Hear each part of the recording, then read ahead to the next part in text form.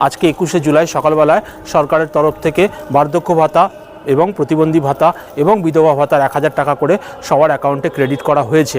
অনেকেরই হয়তো মেসেজ আসেনি, কিন্তু আপনারা চাইলে একবার আপনার ব্যাংকের অ্যাকাউন্ট চেক করুন, দরকার হলে ব্যাংকের পাসবইটা আপডেট করুন, বা আপনি যদি মোবাইলে দেখতে পারেন মোবাইলে দেখুন। টাকা কিন্তু ঢুকেছে 1000 টাকা করে।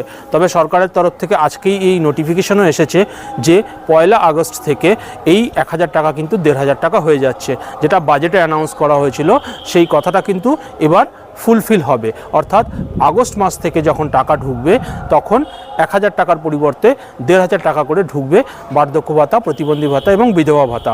আমি যে সামার্থ পোর্টাল সেখানে কি স্ট্যাটাস দেখাচ্ছে সেটা আমি আপনাদেরকে ভিডিওতে করে দেখাচ্ছি। কারণ সামার্থ পোর্টালে দেখাচ্ছে পেমেন্ট স্ট্যাটাস যেটা আছে সেখানে দেখাচ্ছে আন্ডার প্রোগ্রেস।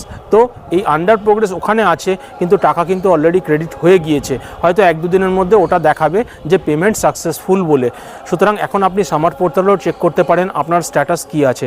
যদি অ্যাপ্রুভ থাকে এবং পেমেন্ট স্ট্যাটাসে ক্লিক করলে আপনি দেখতে পারবেন যে আপনার জুন মাসে টাকা ঢুকেছিল, জুলাই মাসে টাকা ঢুকেছে। সেটা যদি আন্ডার প্রসেস থাকে আপনি 1-2 দিন ওয়েট করুন, সেখানে আপনি দেখতে পারবেন যে পেমেন্ট সাকসেসফুল বলে।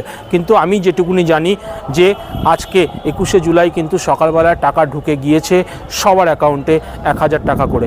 আপনারা অবশ্যই চেক করে নিন। দেখুন, সরকারের এই যে দেরি হলো এই মাসে টাকাটা দিতে, এর মেন কারণ হচ্ছে অন্নপূর্ণা ভাণ্ডার। আপনারা জানেন অন্নপূর্ণা ভাণ্ডার নিয়ে অনেক রকমের বিতর্ক তৈরি হয়েছে। অনেকে পেয়েছেন, অনেকে পাননি।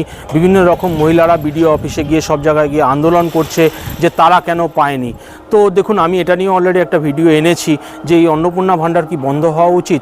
কারণ এতে সরকারের প্রায় মাস গেলে 3600 কোটি টাকা, এমনকি এটা 4000 কোটি টাকার কাছাকাছি প্রত্যেক মাসে সরকারের খরচ হবে।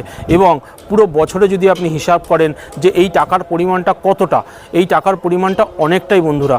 নেই করে 4-12-48, অর্থাৎ 48,000 কোটি টাকা সরকারের এক বছরে চলে যাবে এই অন্নপূর্ণাদেরকে এবং এই লক্ষ্মীদেরকে খুশি করার জন্য।